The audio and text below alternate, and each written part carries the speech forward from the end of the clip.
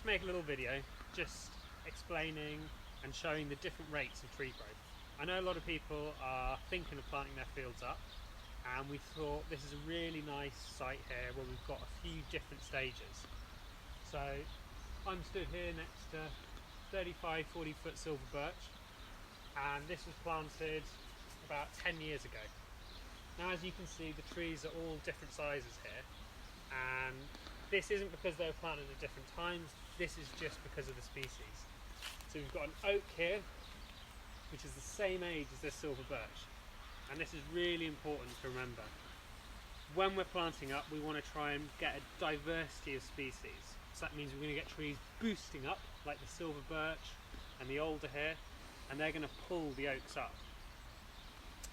Now it's really important to have that diversity, because in 50-60 years the oaks are going to be bigger, they're going to be starting to shade stuff out, and the silver birch are going to be coming more towards the end of their lives, and they're going to create really important habitat because they'll be kind of standing deadwood, so for fungi, living dead biomass, and also for woodpeckers and other sort of grubs that really need standing deadwood, which is something we're lacking in this country.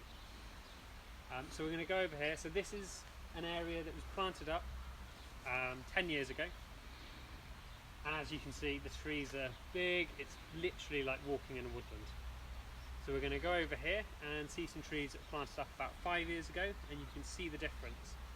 Come on.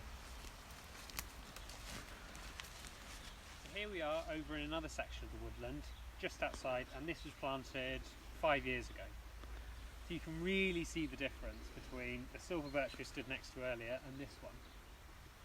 This has been, last few years, spent getting its roots in, and now it's really about to take off. And we'll see the next, 3, 4, 5 years, it's just going to shoot straight up. And as it does that, the cherries next to us and the alders over here are all going to do the same thing. And this is going to slowly enclose over, and we're going to have, like we had before, this really nice forest kind of canopy walking under. But one thing I didn't mention before, and we'll go back to it after, but I really want to show you, is just what's growing underneath here. So we've got some leaf litter from the trees, and we've got quite a lot of grass. It's not quite as thick as you'd expect out in a field, but very similar. And that's something that's really important for management, and then also as we transition into that forest canopy, is that the grass doesn't really die out, but it just gets overtaken, outcompeted by more shade-loving woodland plants. And it's really nice to see that happening. So we'll go over in a sec and show you what that looks like. So I really wanted to show you here the transition of forest ground cover. So we were out before in the newly planted woodland, and that's very similar to the field. Underground, what's happening is the trees are encouraging more and more mycorrhizae. They're growing hand in hand, and the higher the fungal populations in the soil become and grow, the more these woodland plants are going to transition over. So we're going to see less of the grasses and more of the woodland perennials. So I just wanted to show you the difference here is phenomenal really in comparison. This is 10 years this forest has been planted here, and we're looking on, and you can see there's very little grass actually growing. Got a little patch here. There's starting to build up a nice thick leaf layer.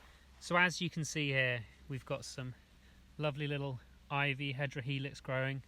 There's some ranunculus ficaria here, which is a really beautiful little yellow buttercup, and also here you can see some different types of mosses are growing. So this is a really prominent forest ground cover, shade loving plants, which is very different to the open field grassland that this was 10 years ago. I really hope we've inspired you today to consider planting up any patches of land that you've got. If you are going to be buying trees, the Dingle down in Welshport is a great retail place. They do wholesale and retail, so whether it's for 10, 100 or 200,000, they've got your back covered.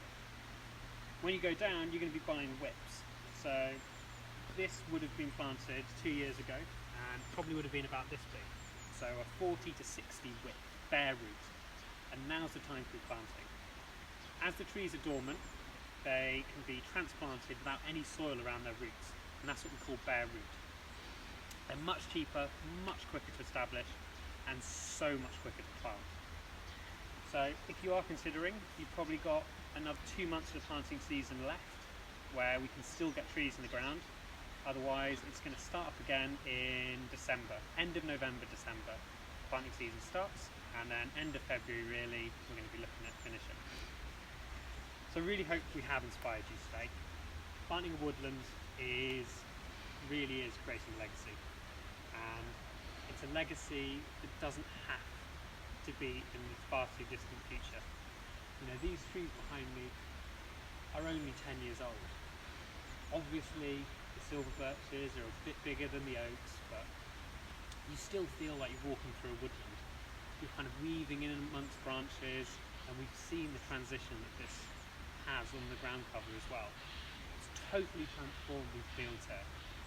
We love them as fields, but we definitely love them more as a forest. So I hope we have inspired you. If you have any questions, please let me know, and we're here to help. Thank you.